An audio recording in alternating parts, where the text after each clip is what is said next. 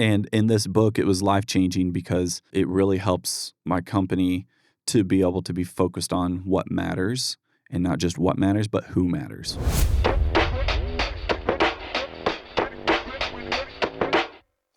We aren't just a video production company. We are business solution driven creatives. And this is More Than Meets the Eye. Yo, what is up, everybody? Welcome back to another episode of More Than Meets the Eye podcast, where we talk about what's behind a person, a practice, or the product, especially when it comes to marketing. Because we're business solution driven creatives, and I'm Jared Taylor. I've got my coffee, and I welcome you to JT Visuals. And that's spelled without the I because there's more than meets the eye. Every time you listen, you're growing your business because of what you input and what you decide to listen to and take action on. So here we are in December, and the focus and the season, it's all on Jesus in the Christmas season and what it's all about. Whether you believe that or not, that is my belief, and that is what it is to me. I can't say it's not, and I can't accept all of it because it truly is about Jesus. And I just want to bring that focus in on that. And if you don't believe, then still stay here, stick with me in this, because we're going to take a dive into some of the things that Jesus has portrayed and led by example that actually relates to business, and how this Christmas season and in this time can really help your business. It's the time of giving. It's the most wonderful time of the year, but then everyone's all like forgetting about that because it's so stressful. And they're like, oh, I didn't do gifts. Oh, I didn't do that and this. I don't have enough money for this, or whatever the struggle is. Just step back and think of the original meaning and what that really means for your life. Just strip away the nonsense and then focus on what actually matters, and then let go of the rest. And that's essentially what this book has done for me in my business and what it means, because I've actually found that Jesus is oftentimes the best business partner. I mean, not oftentimes, all the time. It's just how much I seek him out and everything. Hey, sorry to interrupt, but what if you didn't have to hunt for your next client? What if there's a way that you could spend less than 3 hours per month, even as a busy entrepreneur, and start attracting your ideal clients so that they come to you rather than you have to always go to them? You could be the best of your industry, but we want to make you the best known. And you can get started on this for free on our website. Go to jtvisuals.com and look for our ideal client profile generator. We've trained AI to come up with who you should reach out to and who you need to become to be that go-to expert of your industry and city. So what are you waiting for? Go to jtvisuals.com. That's jtvsuals.com, jtvsuals.com, and get started today. And in this book, it was life-changing because it really helps my company to be able to be focused on what matters, and not just what matters, but who matters. And that is being a Christ-centered company. It doesn't mean that for us, the stance that we take, it's not like every client needs to be a Christian or anything like that. It's just that we're going to operate in a way that's wholesome. We're going to operate in a way that honors Jesus. And that's what JT Visuals is. That's a little bit more than meets the eye, is actually because we want to show and be an example. And it's even hard just talking about it even on this episode, because I want to show it, not tell it. And on this episode, it is a little bit more tell. That's what's hard with podcasts as well, is you should usually show, don't tell. But how can you show while telling, if you could follow that? Anyways, on this one, it's called Christ-Centered Company. This book, highly recommend it. It's very good. It really digs into how to set up your business to be a Christ-centered company. I'll just read a little bit of the back of the book and what it describes itself to be. And it says, in a Christ-centered company, Jesus is revealed through the influencers of the company and ultimately throughout its defining culture and habits. We're focusing in on more than just this book today. We're looking at what's behind it. And the author is Darren Shearer. And to be honest, I listened to the Audible version of this and I was like, I thought he sounded older. No, this guy is right there with probably the average business owner aged looking. He has a message and he has a company. He's built it. He has examples and he goes through. And my favorite section in this is all about marketing. And it's just, I remember in the book somewhere there was something about beware of marketing tactics and falling into that, because if you're not upholding the integrity of your business, reputation can really drag it down based on what people say and their experiences with it. So if you say one thing to one person and then the opposite to another, that's a lack of integrity. And it's easy in marketing and sales to just kind of say what you think that other person wants to hear in order to get them to buy it. That's not the way to go. You want to beware of that. Plus, these days, 2025, going into 2026, people can sniff that out. They can sniff out that you're trying to be all salesy and you're just not as genuine. And so I just want to encourage you as you're listening, if there's even one takeaway from this episode, it's to just be stinking genuine. Stop trying to be the other person that you look up to. Be yourself. Also, become who God wants you to be, because life will be so much better there. There's some things that just don't matter in the world, and the things that do matter, it's all coming up during this season. Just want to zoom in here on a little bit of what this book is about and encourage you to go and buy this book. We got a link in the description. Go and buy it. It's not our book. We have an Amazon affiliate link that helps support the channel, but that's the only affiliation. It's like, I don't know this guy. I've read the book. It's been transformational. Got it from my business coach, and it's really good. It helps you with corporate purpose and culture, and it helps with marketing, sales, and customer care. It goes to accounting and accountability. There's people management, business law and conflict, risk management, and philanthropy. What it says on the back of the book, let me just read this part here. Marketplace Christians are occasionally told platitudes like, the Bible is the best handbook for business. God cares about business. Business is ministry, and you don't have to leave the business world to do work that glorifies God.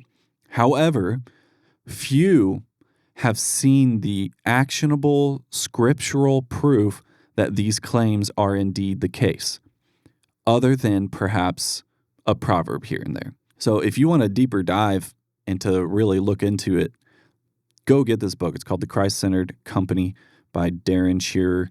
It's on Amazon. We have a link in the description. Go through the book. Take your time. Don't speed up too much on it, because this will actually transform your business. And when you get to the marketing section, it is really good. So I think it's like chapter 7 or 8 or 6, 7. But the marketing part really brings in an example I never thought of. And it's actually about niching down and how Jesus made an example of this. Because when God became flesh, and he dwelt among us, and he was born of Mary, he chose a particular people group to share the message with and to impact. And that particular people group was to the Jews. So that was niching down, not to exclude the other ones, but to focus on a particular area, and then it expands after that. I hear this all the time for like social media and for marketing, and that's why they brought it up in here. How did Jesus do it? So read the book to find out more about it. However, it is good to niche down and to go broad. If you can do and, that's when it hits. For us and our strategy, it's to develop the systems and consistency. And then I admit, and I think this is a good tactic, that we throw spaghetti at the wall. And then we try to see what sticks. But the thing is, you don't just throw spaghetti at the wall and see what sticks and then leave it there. You throw darts at it after that. You throw the dart at what did stick. And once you figure out what stuck, then you go back and you analyze, why did that?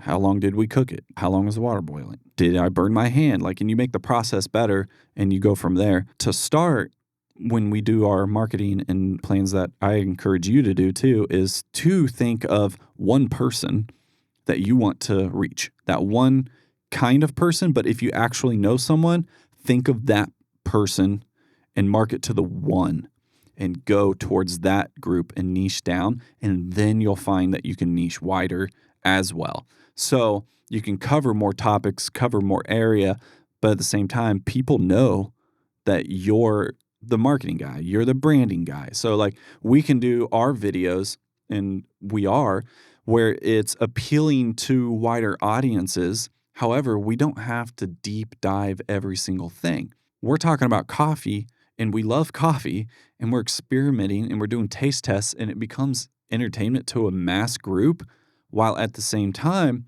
we give our 2 cents on the branding and some things that they could have improved on or things that we liked and reasons why we think that it's working. And that really builds up the brand for the business into being the expert, the go-to expert. Like if they find that we understand that, then they'll want to go with us, but we get them into the video in the first place because we got to have a little bit of some entertainment or curiosity. Something has to draw people in to the video. So I actually recommend that to be an option, and that's throwing spaghetti, and then you go, hey, do I even want to throw dart at this noodle? Like, look what wall that's on, or like where you throw the spaghetti. Like, well, I hear this saying all the time, and people preach against it, but it's like, but what if it was a good tactic? I've heard another analogy of like a shotgun. It's like seeing where it hits, and then when it hits, cool. Usually the issue is that it's in the dark and you don't know where you're aiming. And Zig Ziglar says if you aim at nothing, you hit it every time.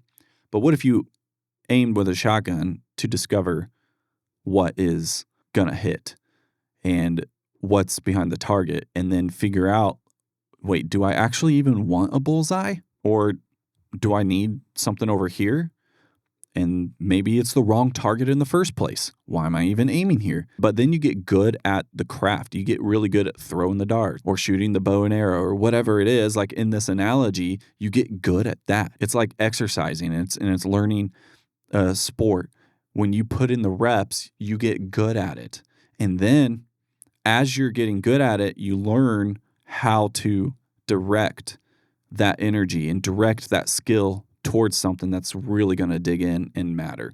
And that's what we do. And we help you snowball into it so you don't have to already be that expert. And at the same time, when I talk about like being the expert of your industry, I'm not saying you talk down to people, and I don't think it should be that way. There's so much that I can learn on YouTube. There's so much I can learn on social media. There's so much I can learn about being viral, or is it good to go viral? Maybe it's just bad to go viral when it's only chasing trends. What if there's a system that can catch the virality, and then maybe it is good? Or why did we go viral, and why did we go and become viral on this thing? What if we went and became viral on this thing? I kind of have changed my mind a little bit, where I say go deep rather than wide, because the truth is I think that it should be both, and you just pick one to go first. And I do think that going deep first is better, and then you can branch out to go wide. However, there are some people that have done really well at going wide and then going deep. So the thing where you actually go wrong is by not trying, not doing it, not giving it a shot, and not giving it more than one shot. Like, you have to keep going. That's why I like saying keep on keeping on. You got to keep doing it. You really got to put in the reps. The muscles don't build overnight. You know, if you're in the fitness world and you're considering doing a podcast or video marketing or social media, yes, I think that would be great. However, don't do one-offs. Don't just do it for a little bit and then give up. It's just like building that muscle mass where you keep doing the reps and you keep going, and then eventually you just keep looking back and you're like seeing the progress. Go back and look at some of our first videos on the channel. Go look at like my personal channel, Jared Taylor, which is a collaboration on this right now. If you're on YouTube, then go to YouTube and look up the Jared Taylor channel and see where it goes back to. I might have cleaned it up a little bit, but I have some even older videos in an older channel that I ended up deleting one time, but I still have access to it. And some of the very first videos that I made. It's not something that happens overnight, but you do expedite the process whenever you stand on the shoulders of those who are leading the way or doing it, or it's scalable and it's not going to burn you out as fast by doing all the reps. Here's the thing about burnout that I just kind of question, and I want to know your thoughts in the comments, is it really a thing? Because I know that we get tired, and I know that we find ourselves doing the wrong thing. But if you truly know why you do what you do, then is it? Or is it just stretching our capacity? And I think people say it's a thing, and sometimes it just becomes an excuse. And sometimes it's really a sign that I just don't enjoy this, or I don't get results out of this, or it's not doing anything for me. It's not doing anything for them. And then so therefore we stop, and then it becomes a stat that it was burnout, when really maybe it was just because it wasn't a good fit for either party. So really on this one, I just want to approach this with some humility and just kind of be like, hey, we're learning this. Help us to learn it. If you're farther than us, we would really appreciate that. And at the same time, we're not trying to be the expert that is talking down on the other person, because it's not very attractive as a business to be able to be like that and always talk down on people.